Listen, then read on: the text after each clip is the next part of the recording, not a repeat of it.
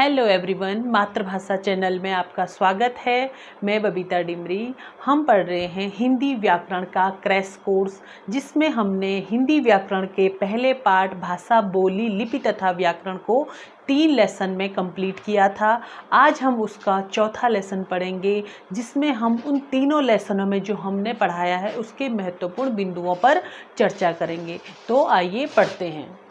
Chapter भाषा, इसमें जो महत्वपूर्ण बिंदु हैं, जो भी हमने उन 3 लेसनों में जो भी बातें हमने पढ़ी, जो भी बातें जानी, उनके जो महत्वपूर्ण बिंदु हैं आज हम उन पर ही चर्चा कर रहे हैं। तो आइए पढ़ते हैं। पहला टॉपिक है भाषा अपनी बात को कहने और लिखने का साधन है। हमने भाषा के बारे में पढ़ा था कि भाषा क्या है। भाषा अपनी बात को, जो अपने विचार है, उसको कहने और लिखने का एक साधन है। नंबर 2 है भाषा के 2 रूप हैं, मौखिक तथा लिखित। भाषा के हमने क्या बताए थे? 2 रूप बताए थे, एक था मौखिक और दूसरा लिखित। यानी जब हम बोलकर अपनी भाषा को प्रकट, अपने विचारों को प्रकट करते हैं तो वो भाषा का मौखिक रूप है, और जब हम लिखकर अपने विचारों को प्रकट करते हैं तो वो लिखित रूप है। नेक्स्ट है बोली भाषा का स्थानीय रूप है। फिर उसके बाद हमने जब बताया था कि भाषा और बोली का बहुत ही गहरा संबंध है, उसमें जो बोली थी वो भाषा का स्थानीय यानी क्षेत्रीय रूप है।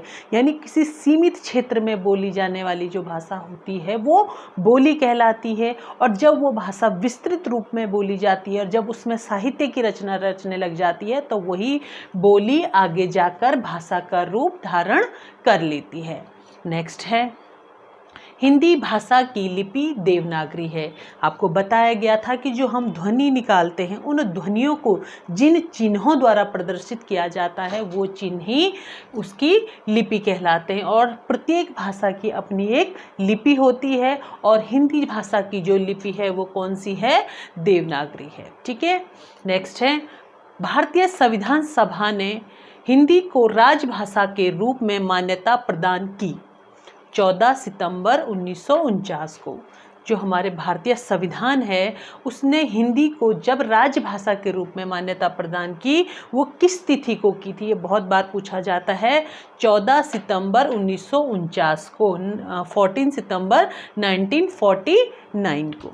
ठीक है, इसीलिए हम 14 सितंबर को हिंदी दिवस के रूप में मनाते हैं। नेक्स्ट है भारतीय संविधान द्वारा 22 भाषाओं को मान्यता प्रदान की गई है। जो हमारा संविधान है उसमें अभी 22 जो हमारी भाषाएं हैं उनको मान्यता प्रदान की गई है।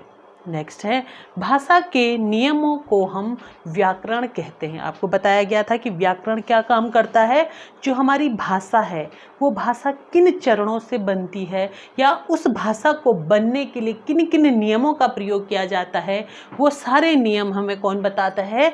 व्याकरण बताता है। तो व्याकरण क्या है? भाषा के नियमों को हमें बताने वाला कौन है? व्याकरण है। तो 3 पार्ट, जो 3 लेसन हमने कंप्लीट करे थे, उस लेसन में जो भी हमने महत्वपूर्ण बिंदु पढ़े थे वो सारे के सारे महत्वपूर्ण बिंदुओं का संग्रह आपको यहाँ पे दिया गया है। तो सबसे पहले आपको उन 3 वीडियोस को ध्यान से पढ़ना पड़ेगा। उसके बाद आप जानेंगे कि जो उस 3 लेसन में महत्वपूर्ण बिंदु हैं वो ये निम्न बिंदु हैं। आशा करती हूँ आपने इस वीडियो के माध्यम से हिंदी व्याकरण का जो पहला लेसन था, भाषा, बोली, व्याकरण तथा लिपि को जाना और समझा होगा, और उसके बाद आप इन महत्वपूर्ण बिंदुओं को पढ़ेंगे तो आपका पहला पार्ट यहाँ पे कंप्लीट होता है। धन्यवाद।